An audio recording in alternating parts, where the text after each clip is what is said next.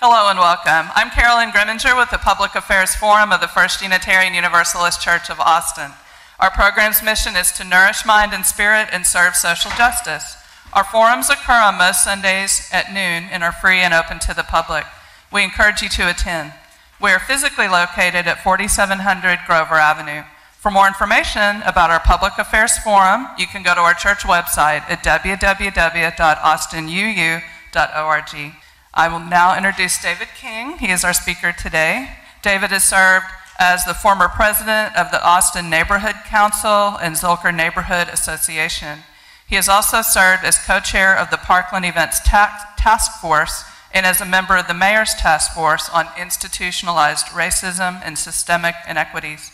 He is a recipient of the Poder 2017 Cesar Chavez Si Se Puede Award. David recently completed Beyond Diversity and Undoing Racism training. He is currently serving as vice chair of the Small Area Planning Joint Commission and as a commissioner on the Zoning and Platting Commission. Let's welcome Mr. King. Thank you. Thank you very much and good morning, and glad to see you on this beautiful morning. My name is David King. I serve on the Zoning and Platting Commission as a representative for City Council District 5. I'm speaking today on behalf of myself, though. My comments are not intended to reflect the views of the Commission or Councilmember Kitchen. And I'm here to talk about Code Next. And Code Next is the project to rewrite the land use and land development regulations for the entire city of Austin. It will affect every resident, business, and property in Austin for the next 30 to 40 years. And here's the latest draft version of the code, Draft 2. Let me hold it up and show you what it looks like here physically, right here. Okay, yes. And if you ever need something to put you to sleep at night, just grab one of these and open the first page and start reading, and you'll be asleep in no time. No, it is very detailed and very complicated and very long. But it is extremely important, and as I mentioned, it's going to affect every resident, every business, and every property in our city for the next 30 to 40 years. If this version of Code 2 is enacted, it will transfer billions of dollars in publicly owned zoning entitlements to the private sector. But what do our communities get in return for this gift to the private sector? In my opinion, we get more demolitions, more displacement, more inequity, and more injustice. We get more market rate housing options for new high-income residents who want to move to Austin, while low and middle-income families are left with a choice of moving to the suburbs or living in cramped multifamily apartment complexes in our urban neighborhoods. The primary of Code Next appears to be to make room for thousands of new high-income residents that are anticipated to move to Austin over the next 10 to 20 years. Draft 2 of the zoning map dramatically increases density in our urban neighborhoods and along transit corridors in East and Central Austin, where these new residents apparently want to live. We've seen how increased density has devastated and displaced scores of low and middle-income families, families of color, and small local businesses in East and Central Austin neighborhoods over the past decade.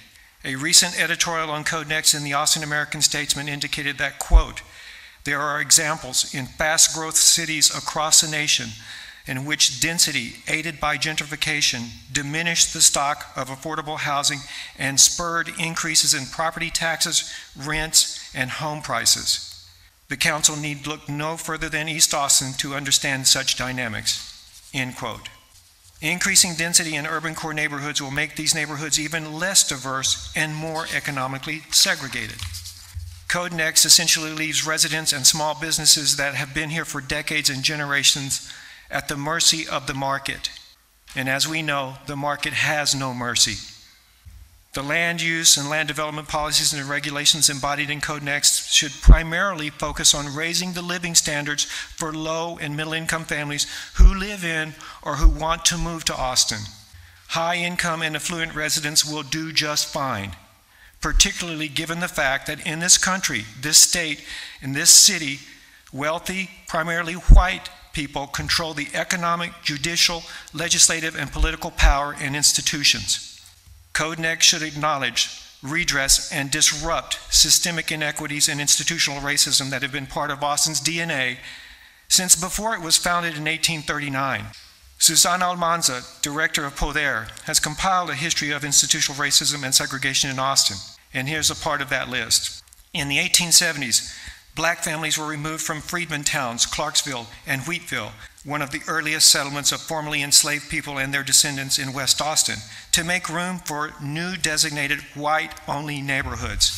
In 1928, the City of Austin Master Plan segregated Austin and forced people of color to relocate to East Austin.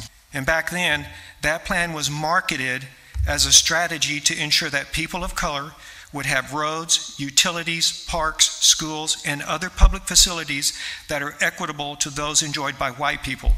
And to this day, East Austin neighborhoods still do not enjoy public facilities that are equivalent to those in West Austin. In 1938 and the 40s, the Tom Miller Dam and other dams were built on the Colorado River to protect Central Austin from flooding. As soon as flooding was no longer a threat to what is now downtown Austin, affluent white people living on the higher ground decided to move in and force Mexican-American and African-American families to move to East Austin. In 1957, Industrial Development Plan allowed the Planning Commission to zone all property in East Austin industrial, including single-family homes. Cumulative zoning allowed polluting and hazardous materials in East Austin to be located next to homes and schools. West Austin was protected from this zoning.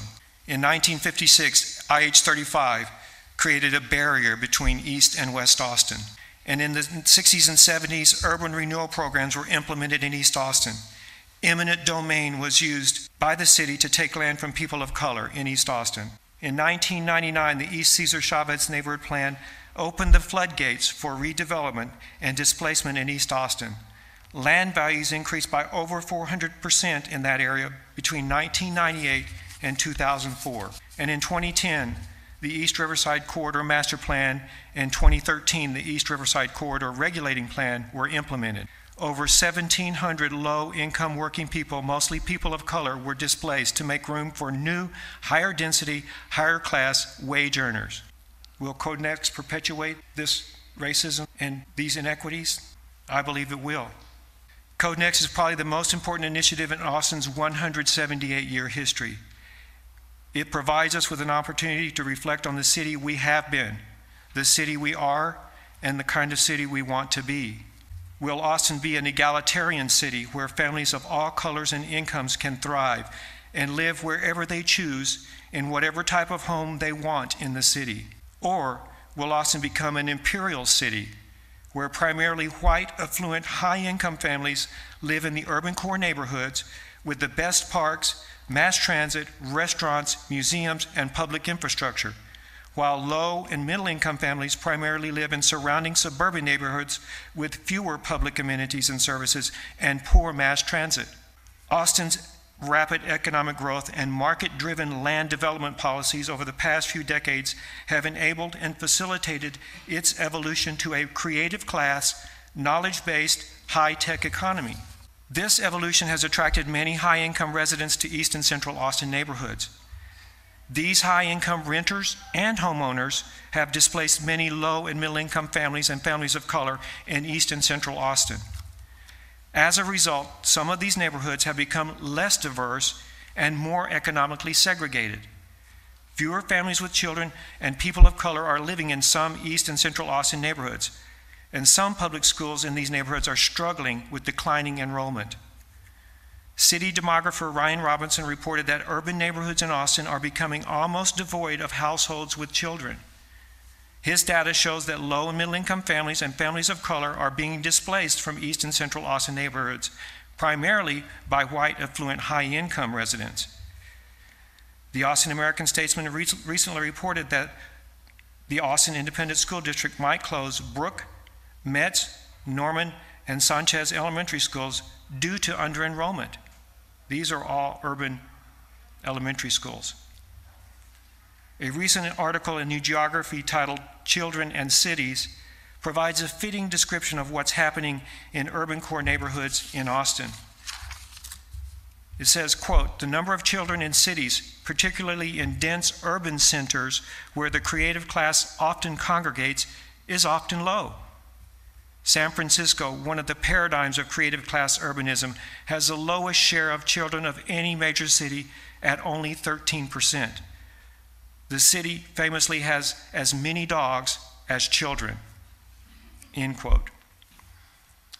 The article also indicates that, quote, urban environments are often held up as the model for the future, especially in a world of climate change. But a city without children has no future, end quote.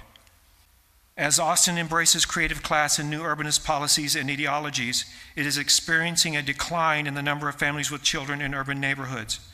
Austin's land development code is not the root cause of this phenomenon, because it's happening in other cities that have embraced creative class and new urbanist policies, but have significantly different land development regulations. So you can't blame it on the code. Creative class proponent Richard Florida acknowledged that urban revitalization is a two-sided monster. It's concentrating poverty and economic distress in our suburbs. And that's what we're seeing here. Ryan Robinson again said that we're exporting our poverty by pushing out the low-income families to the suburbs. And we're seeing poverty decrease in Austin while it's increasing in the suburbs. In a recent interview on the PBS NewsHour, Florida said, quote, a bigger, denser city in general increases the rate of innovation, increases the rate of startup, increases the rate of productivity. At the same time, the bigger, the denser, the more knowledge intensive increases the rate of inequity, increases the rate of economic segregation, and makes housing less affordable. So it's a two-sided monster. We're seeing that two-sided monster here in Austin. That's what's happening to us. Florida analyzed the amount of money that the knowledge creative class, working blue-collar class, and service workers had left over after paying for housing. And what he found was that the creative class had $80,000 to $90,000 left over every year after paying for housing. $80,000 to $90,000, almost twice the median income here for a family of four in Austin. Left over. Blue-collar class had $30,000 left over, and service workers had just $15,000 left over after paying for housing. $15,000 for food, utilities, transportation, health care, college education, emergency savings, and retirement. Florida acknowledged that, quote, I realized that this winner-take-all urbanism was benefiting one group much more disproportionately than the other two. There are fundamental problems with Draft 2 of Code Next. And as I said earlier, I think if enacted, it will perpetuate systemic inequities and institutional racism and solidify Austin's destiny as an imperial city. Draft 2 primarily benefits high-income residents with few, if any, benefits for low and middle-income families. It prioritizes market-rate housing for new high-income residents over housing that's affordable to low and middle-income workforce families with children.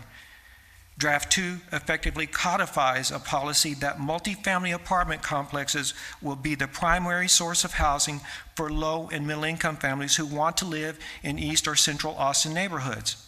Under Draft 2, about 52% of the new housing capacity will be multifamily apartment complexes. The Community Impact newspaper recently reported that the Austin Independent School District demographers indicated that, quote, new apartment complexes do not generate Austin ISD students, end quote. The demographers also stated that, quote, the shift from single-family detached to multifamily attached housing will adversely affect future student growth. This is based on data that indicates these types of builds are not family-friendly, end quote. At an event in May sponsored by the Real Estate Council of Austin, Stephen Perdigo, the director of the Creative Class Group, said that large multifamily complexes are not a good solution to Austin's housing problem. Nevertheless, despite all of this data, we're putting all of our eggs in the baskets of multifamily apartment complexes with Draft 2. Draft 2 will quadruple the number of lots eligible for density bonus programs, despite the fact that these programs have produced very few subsidized, affordable, family-friendly apartments for low-income families and families with children. These programs have produced thousands of new market-rate and luxury apartments for high-income residents, but very few affordable apartments for low-income residents. The density bonus program was intended to try to provide subsidized affordable housing for people at 60% MFI or below, and we produce almost none of those units, so few, a drop in the bucket. The density bonus programs grant multifamily apartment developers increased height and density in return for including a certain number of subsidized affordable apartments in the new multifamily apartment complexes. The density bonus programs have effectively given millions of dollars in publicly owned zoning entitlements to developers in exchange for a handful of subsidized small apartments. That's part of the problem here in Austin. We're giving away our public assets for nothing. We're getting no community values in return. Those are policies that we need to change.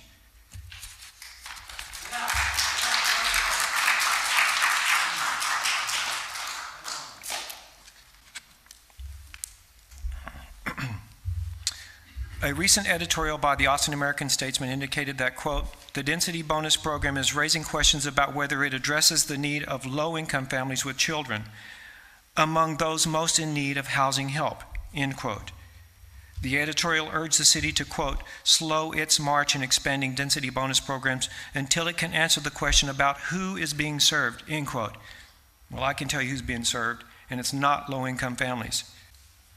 According to Code Next consultants, demolition of existing older affordable housing will increase from an estimated 7,000 units under our current code today to an estimated 10,000 units under Draft 2, a 42% increase in demolitions.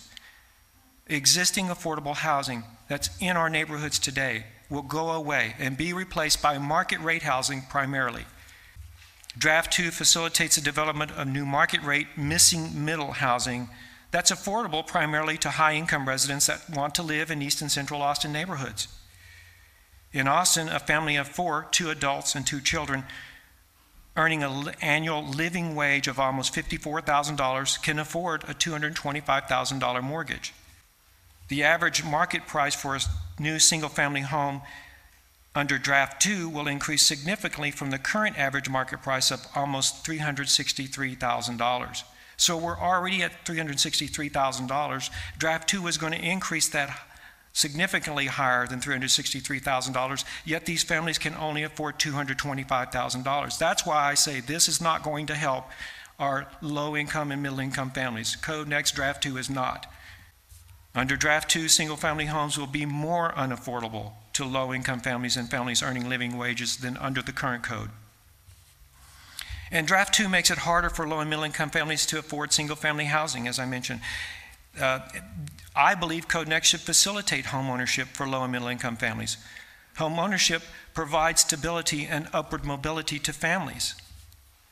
Some proponents of Code Next have criticized single-family homeowners in urban core neighborhoods and urged the City Council to replace all single-family zoning in these neighborhoods with high-density multifamily zoning to make room for new residents.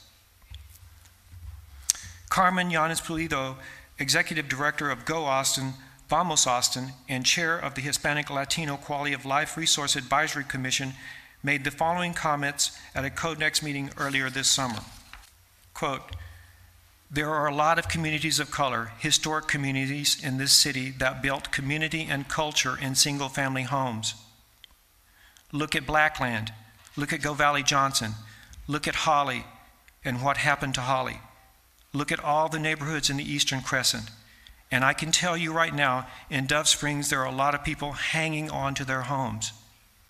She continued, there are people who fought to gain home equity for upward mobility, for stability of their families, who lost it or are on the verge of losing it. So when we demonize single-family homes, when we talk about single-family homes as an element of racism for some reason, that narrative erases homeowners of color. It erases people of color who are working toward home ownership. And yes, there are renters in neighborhood associations. Some might be surprised to learn that. She continues, I also like to add that a lot of new folks coming in who are renting in East Austin are coming in with much higher incomes than their white counterparts in Central Austin neighborhoods who bought a house 30 or 40 years ago on a modest middle-class income. Those Central Austin neighborhoods are absolutely feeling pressure that East Austin has disproportionately felt for a long time. And she continued, quote, we need to be very careful about who we point the finger at in terms of the cause of these issues. We're talking about a growth machine in Austin that has been insatiable for a long time. And I don't necessarily think that weakening neighborhood associations' abilities west of I-35 is going to satiate the growth machine enough to stop it from consuming East Austin. Very important words.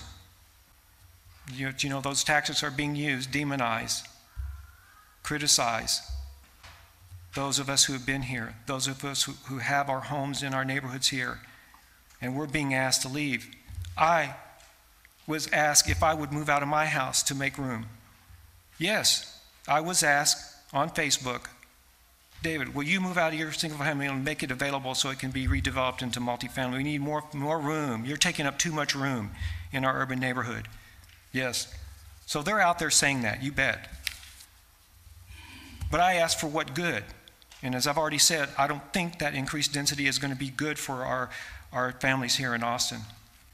Code Next is supposed to be the implementation of the Imagine Austin Comprehensive Plan. But the Imagine Austin Comprehensive Plan has been criticized by Poder and the Raza Roundtable because it does not represent the voices, values, and interests of communities of color.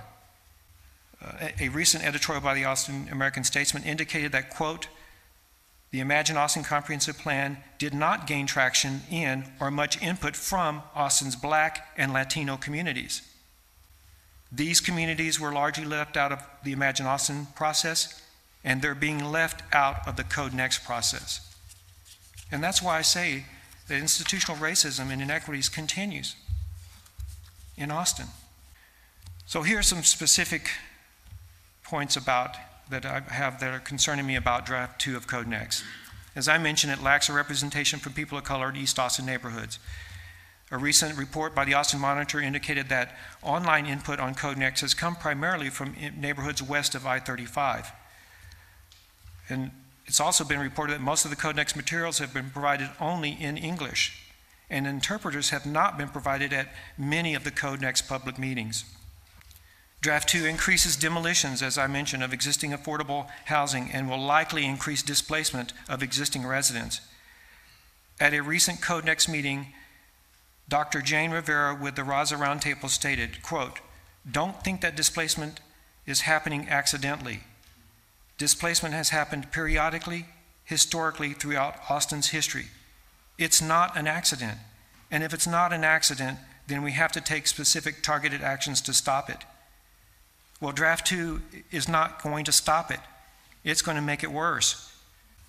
Draft 2 significantly increases density in East and Central Austin neighborhoods without regard for the impacts on aging and insufficient infrastructure. The cost to upgrade water, wastewater, stormwater, gas, and electric infrastructure to accommodate this density has not been determined or included in the affordability analysis. The cost for these upgrades will be borne by taxpayers, renters, homeowners, and businesses through higher property taxes. The Austin American Statesman reported today that this year, the owner of an average value Austin home will pay a tax bill of $7,607, up $517 over the previous year, and an increase of 21% during the past 5 years. Code Next is going to drive up our property taxes and make it even more unaffordable, particularly in the urban core. Draft 2 ignores the activity, job, and town and neighborhood centers in the Imagine Austin Comprehensive Plan. Those centers could be a source for new, higher density, mixed-use development to accommodate growth and support robust mass transit. But no, they want to put all the density in our already developed urban neighborhoods. Draft 2 weakens neighborhood self-determination by reducing public notice and opportunities for public input on land use and zoning cases, and by increasing zoning entitlements, administrative discretion, and administrative approvals. So more of this new development is going to occur, and you will have nothing to say about it in your neighborhoods. Draft 2 broadly reduces residential and commercial parking requirements in urban core neighborhoods with little regard for safety, walkability, and traffic congestion.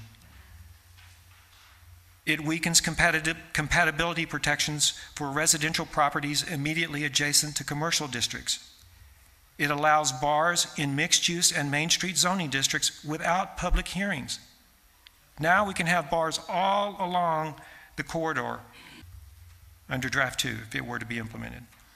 Draft 2 greatly expands the ineffective and inequitable density bonus programs.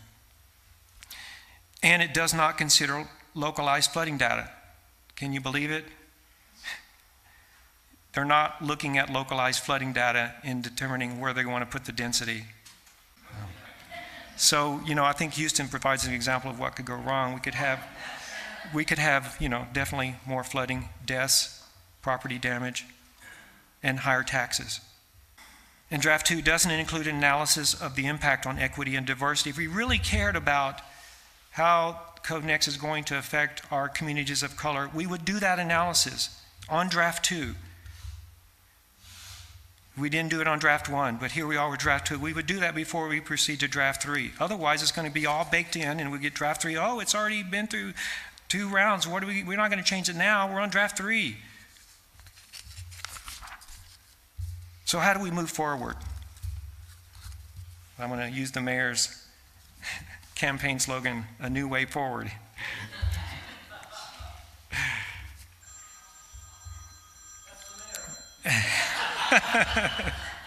To me, a new way forward is to, one, slow down the Code Next process, slow this train down, and to allow more time for the public, boards, commissions, staff, and council to understand, consider, and provide informed feedback on the draft code and map.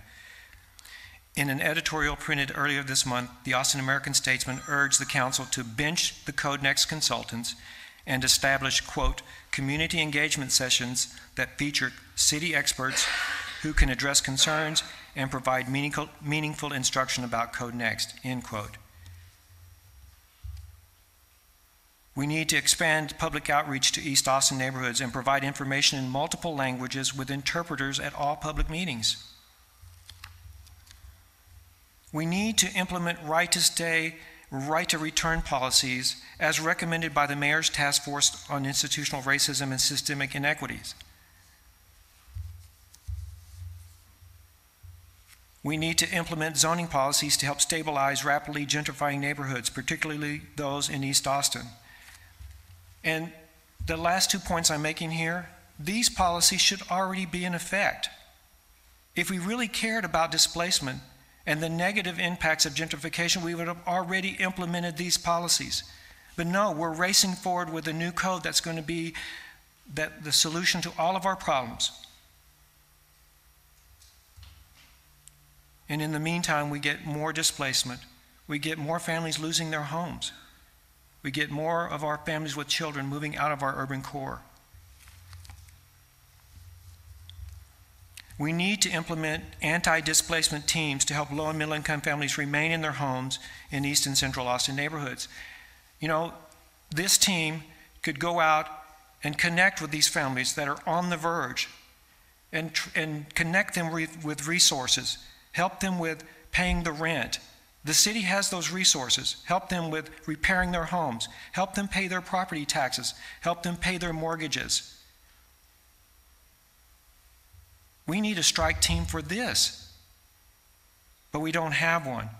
But as soon as we hear a new company wants to move to Austin, oh yeah, we put a strike team together to get that company to move here, right? Johnny on the spot, right? We do that right away.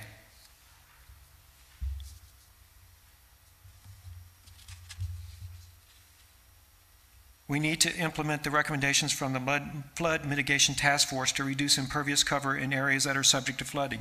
That just makes common sense. It makes common sense. And yet we're not even doing that. We need to implement the recommendations by the Austin Independent School District to encourage family-friendly, single-family housing near public schools in East and Central Austin neighborhoods. If we really care about having families with children in those schools, then we would have already put those policies in place. But no, Code Next is our solution. That's going to be our salvation. We need to require development to pay for itself by increasing permitting,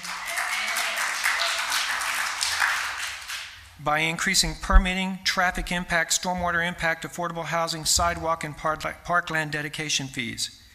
And this council says that it wants to do that, but it just recently put a kibosh on increasing permitting fees, a process that would help our our Development Services Department to become what's called an enterprise, self-funded from the permitting fees. But no, the council slowed that down too. So our property taxes are going to fund part of the cost for the permitting in our city. We the people. And that's why our taxes are high too. We've been doing that for decades. And you know, the council's also slowed down the new traffic impact fee process. Again, we've been, some of us here have been through many development projects in our neighborhoods at the city and found, oh, well, the development falls below the radar screen, so they don't have to do any traffic mitigation. And we've been doing that for decades. And guess who ends up paying for all that cumulative impact on our traffic congestion? We the people, through higher property taxes, through bonds, and a big chunk of the $721 million transportation bond we just passed and we're paying for, a big chunk of that is to pay for development that has not paid for itself over the past decades. We need to require a contribution to the Mayor's Affordable Housing Strike Fund as a condition for all discretionary rezoning approvals. So these developers come in and get their rezoning, and they get the benefit of the entitlements, but the community gets nothing out of it. And yet we know we're suffering from this critical affordable housing shortage. And the city could do this if they wanted to, but they won't do it. Because the developers will scream and say it's going to cause affordability issues. Well, guess what? Because we haven't done that for decades, we have an affordability crisis. We need to eliminate the desired development zone in Imagine Austin because it focused all the growth in East Austin and Central Austin. It said, this is where we want you to grow. And guess what? It happened. And look what's happened to East Austin. The rest of the city is not covered by that. So we need to get rid of that. We need to acknowledge the racist history of the Land Development Code and its consequences on Austin's community of color. There needs to be an acknowledgement of that. And it just can't be words. It's got to be followed up with policies and actions. It's got to be part of our code. It's got to be part of the decisions that we make every day. We need to delay the adoption of the Land Development Code until it has been evaluated by the Austin's racial equity tool for its potential impact on communities of color. We need to implement a Land Development Code that is fair, just, and eliminates institutional barriers to equity. We need to prioritize the voices of communities that have been most negatively impacted by historical land use practices. And we need to preserve and expand all existing public participation processes for implementing zoning and land development code.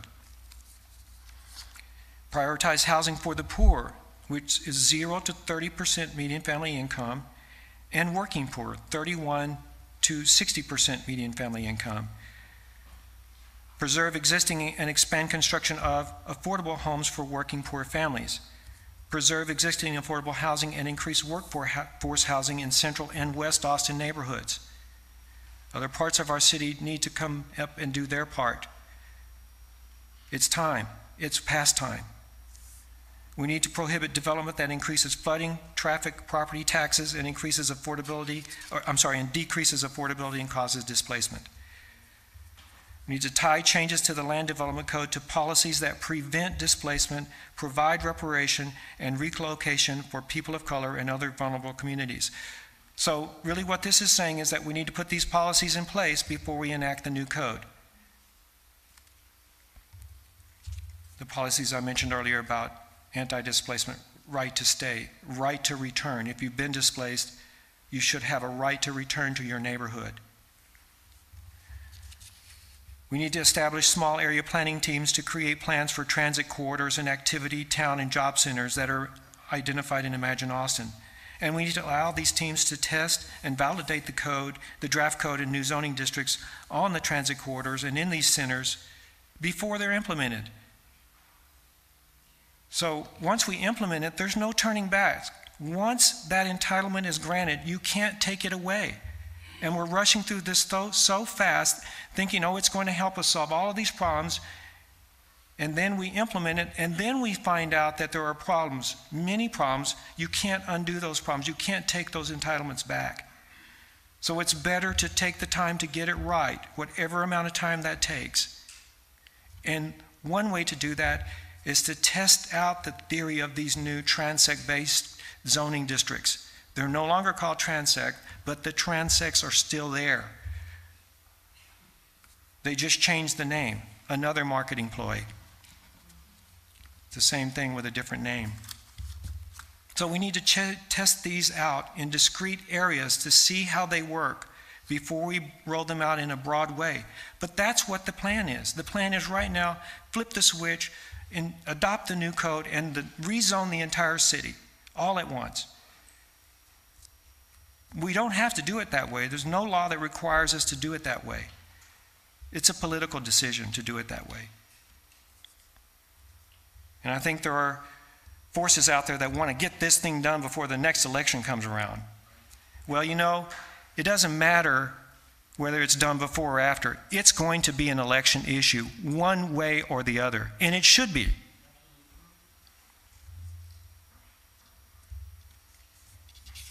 We need to establish small area planning teams to update existing and create new neighborhood plans. Y'all have heard criticism, I'm sure, about neighborhood plans. Well, if this city really cared about neighborhood plans, we would have more than just a couple of planners out there working with neighborhoods. We have several hundred neighborhoods in this city. And we don't have enough staff to even plan one or two neighborhoods at a time. No wonder we're behind the curve. No wonder we can't update our plans. That's a big part of the problem. This city is not committed to neighborhood planning. Instead, they want to do the planning for us on our behalf by rolling out code next and then flipping the switch. And now, oh, you're already rezoned with no plan. And these teams should also be allowed to test and validate the draft code in discrete areas of the neighborhood before it's implemented, and then provide feedback and say, this is what we learned when we tried to apply these in a test mode in certain areas of an area. This worked out or this didn't, so let's make a tweak. It's our city. This is going to be in place for 30 to 40 years. Let's take the time to test it and do it right. And I can tell you, people say it's like software development. I've heard people talking about, well, this is, it's like software development, and I've been in software development. That was my career. And I can tell you, if this were a software development project, it would have already been canceled.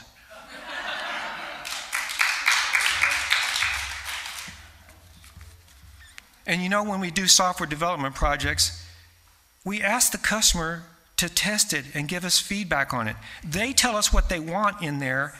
We track what they want in there. We show them where those requirements, we call them requirements, the customer's requirements, we show them how those requirements have been implemented in the system. And then we run through test scenarios with them so they can see that, yes, you did it, and you did it the way I wanted. And if you didn't, then make a change, test it again, let the customer verify, and then move on. But that's not how we're doing this code. The feedback we provide for draft 2, much of it is not going to even be considered for draft 3 because we're going so fast. There's no time to really consider it. And of course, there's no testing. I mean, the testing really, I guess, is, oh, go look at the new map and see what you think about it. That's not testing. I think what the Austin Institute of Architecture, the AIA, am I saying that correctly? What they're doing, though, is good testing. And we need more time for them to do that kind of testing. I think that's good testing.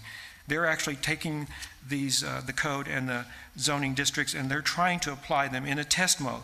So that's what I'm talking about. Let's do more of that test mode testing and then iterate through that feedback and see if that's what we want. If it's not, then make adjustments, test it again, make adjustments, test it again until we get it the way we want it. And after the stay in place and stabilization policies and programs have been implemented, we need to allow these small area teams to begin implementing the new code and zoning district on a corridor by corridor, center by center, neighborhood by neighborhood basis, not across the whole city all in one fell swoop. And if we don't go through these strategies, slowing down the process, allowing more input and more time to test and verify, and then applying them in discrete small areas methodically, then I think that voters should have the opportunity to vote on Code Next. Speaking of which, you may have the flyer about Code Next, and there is a petition if you would be interested. Then Amanda in the back has that. If you'd be interested in signing that petition, she can help you with that. So in conclusion, stay in place, right to return, stabilization, and anti-displacement policies and programs must be implemented in neighborhoods that are experiencing displacement and rapid gentrification before the new code and zoning districts are implemented. The new code and zoning districts should be tested, validated, and implemented on a quarter-by-quarter, center-by-center, and neighborhood-by-neighborhood basis, not a citywide basis. Forcing urban core neighborhoods to shoulder most of the burden of increased density in Austin would likely push more low and middle income families to the suburbs and worsen Austin's affordability crisis. Distributing density to suburban neighborhoods, greenfield development sites within the city limits, and regional town job and activity centers would be more effective and help the environment without exacerbating displacement of low and middle income families, families of color, and small local businesses from urban core neighborhoods.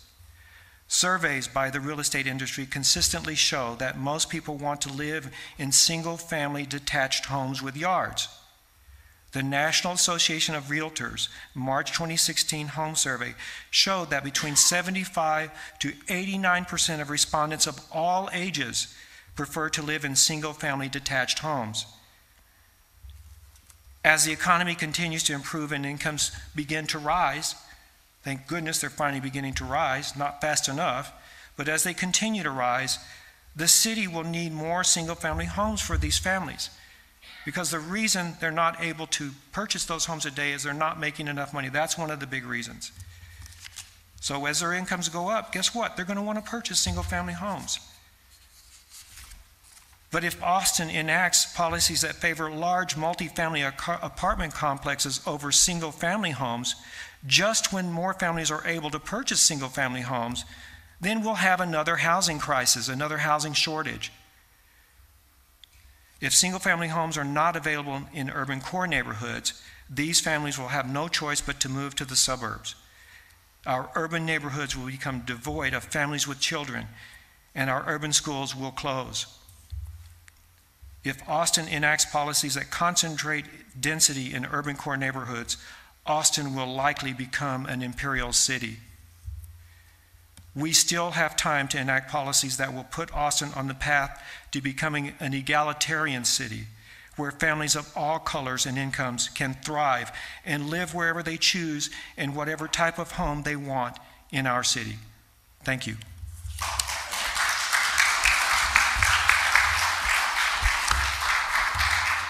Thank you for a very compelling presentation. We have about 12 minutes for questions.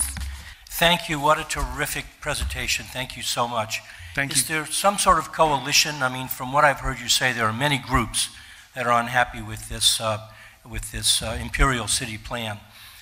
Is there a way to bring these groups together in a coalition and use the legal system to slow this process down and force the council to open it up for testing and the people's voice?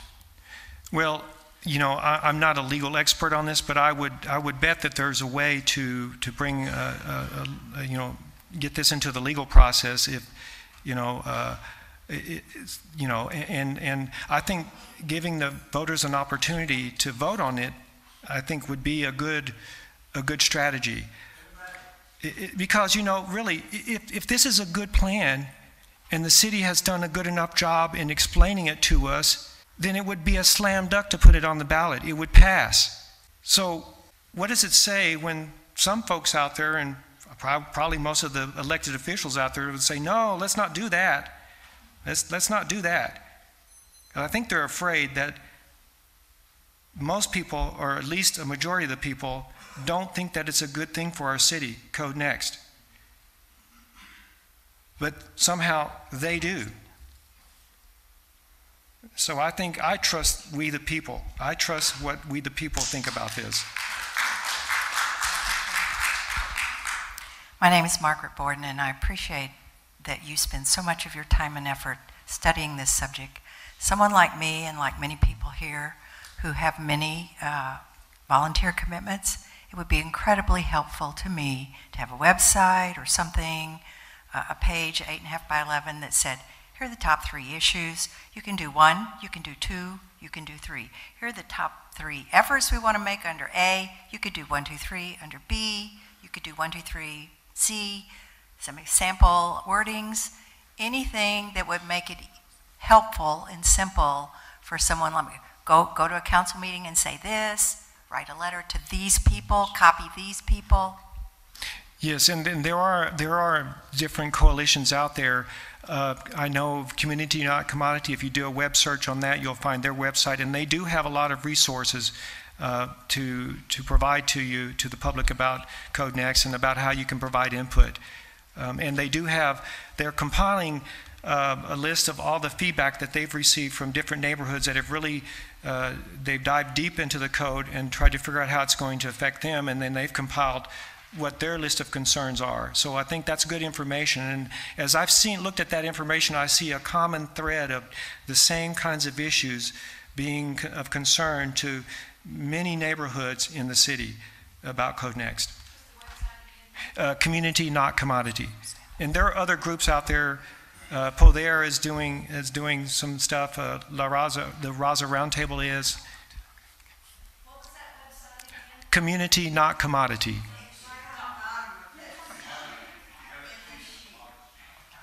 Okay, and there's a website on the brochure that's being handed out too. Yes, good afternoon. My name is Andy Sams. Thanks for speaking.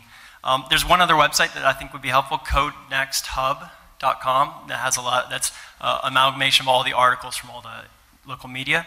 I have maybe possibly less of a question, but more of a comment.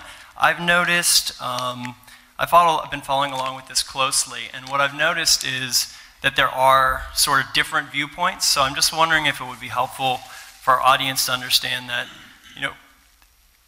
that I've been to different forums with kind of different viewpoints, and I appreciate your viewpoint, and there are other folks that have different viewpoints. Right. So I just wanted to kind of say, like, is there a way of sort of getting all the information out for everyone? Because I agree with some of the things you said. I disagreed with others. There's arguments to be made against some of the things you said. So what can we do to kind of help folks really get access to all the information so they can make up their own minds? Well, that's a very good point. I'm not sure that there's a clearinghouse that kind of pulls all that together, but I really appreciate your point there. And I don't know about the Code Next Hub. Is that what you called it? Is that yes. Code Next Hub? So maybe does that have kind of a collage of all the different perspectives? Because yes, there are different perspectives out there. I kind of touched on. I didn't dive into the other perspectives out there, but I kind of tangentially touched on them in my comments. So yes, there are folks that believe that more density in a broad way is a good thing for our urban neighborhoods and for our city overall. And you can go and search on the web, and I'm sure you'll find. I'm not going to give those other groups airtime though, on my time here. Okay. Hi, I'm Cynthia Cohane. I want to follow up on your comment on informed feedback and ask for a specific question. I gave my informed feedback on draft 1, particularly about non-conforming use, and I asked for the next version to include something about grandfathering, because in my neighborhood in Allendale and probably all over the city, we are being thrown into non-conformance by the way the map is drawn, and by it's requiring a bigger lot than what we have, and we can't do anything about it. I couldn't find anything in the new version. It's over 1,200 pages, as you know. I looked at the same section again, exactly. So I have basically a little question and a big question. My first question is there any new provision that grandfathers existing lots in? If they're conforming now, they'll be conforming later. And then the bigger question is, can't we require the consultants who are doing the update for draft 3 to track what they changed for the new version? Because the difference between draft 1 and draft 2 is nowhere described. Yes. Thank you. Yes, and those are good questions. The first question about nonconformity, we and again, I'm not representing the Zoning and Planning Commission, but because I'm on that commission, we've discussed code next quite a bit with staff, that issue has come up. And staff, at the last time we discussed it with staff, they said that their intention was to not create a lot of new non-conforming lots, and that they were going to address that in this next version. I haven't looked at that aspect of this version yet, but I will look at that to see, because we did bring that issue up, and they said that that was not their intention, that they would make some changes in the code to not create that those lots, they would not be considered non-conforming. They become legal lots. So, and then your second question about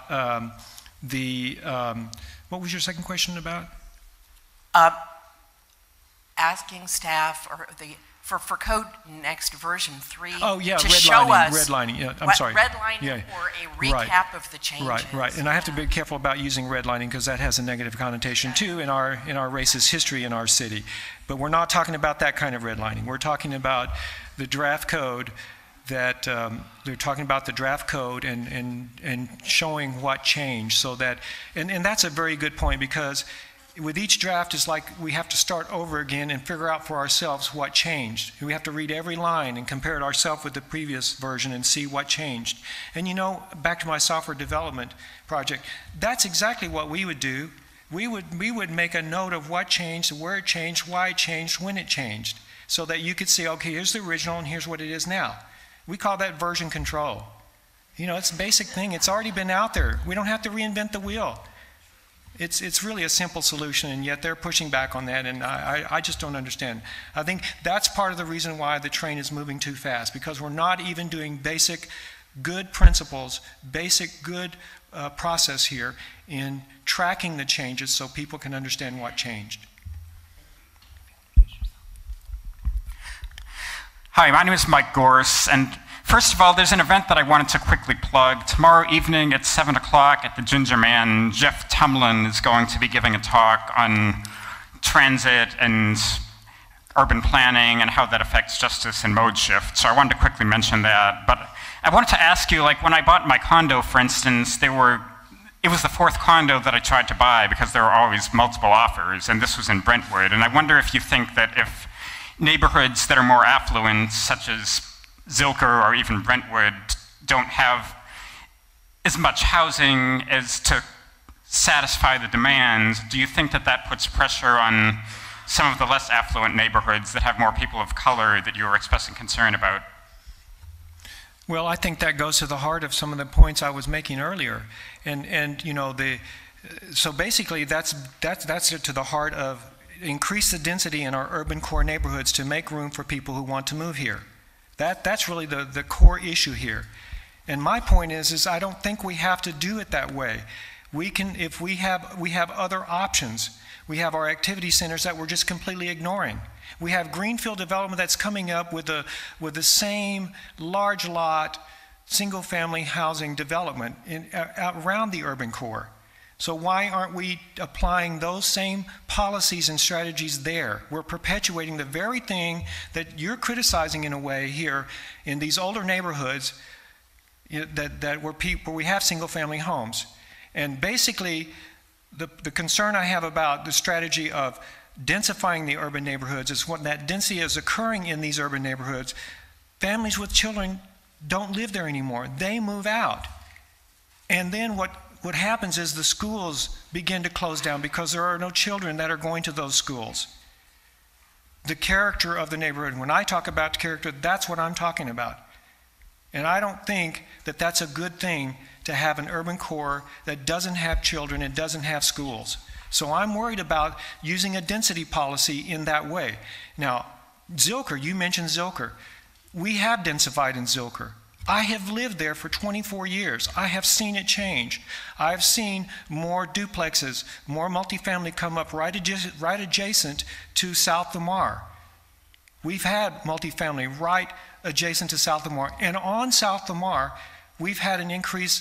Thousands of new apartments have come online in my neighborhood, thousands. In fact, Zilker ranked number 44 in the nation for the number of new houses that have come on the market in the last 7 years. 44, ranked 44 in the whole nation in the number of new apartments that have come online. So we are doing our part for density in Zilker. We have time for one last question. Thank you so much. My name is Jane Rivera, and I just wanted to say, you mentioned numerous times in your presentation that the poor people with children are moving out to the suburbs. To some people, that might sound cool. You know, they're moving out to less expensive homes with nice big yards out in the suburbs where everything's cool and they can just drive in. That's not the case. Austin doesn't have nice new suburbs with big houses and big yards and a way to get into the city easily. What we have is a lot of other types of housing situation. Do you want to talk a little bit about that? Yes, you're talking about the greenfield developments? Yeah. And the lack of current housing. Yes. You know, we do have so many folks want to move here, and we don't have, supply of housing to keep up with all that. Although I will say that in terms of permitting and the number of new housing starts, we are keeping up. Austin is keeping up. The data I have shows that construction permits increased from 10,696 in 2009 to 16,425 in 2016, a 63% increase, and that's the city data. So we are keeping up in terms of permitting. Folks are criticizing our process, but we're keeping up, and we're building, and the number of new units coming online are matching this permitting. So we are keeping up. So people criticize our code today, but it is keeping up. Our process is keeping up. And in terms, Dr. Rivera, of the housing outside the urban core, are you saying that we need more housing out there? Is that what your point really is? Yeah. We're out of time. Okay. I'm sorry, I'll have to. What little exists is terrible. Oh, yeah. Well, I agree with you. And that's one reason why I think our policies on developing outside our urban core should be informed by that. And we should have use density there in activity centers and add housing that's suitable for families with children and affordable. Thank you so much for the presentation today. Let's give him a hand.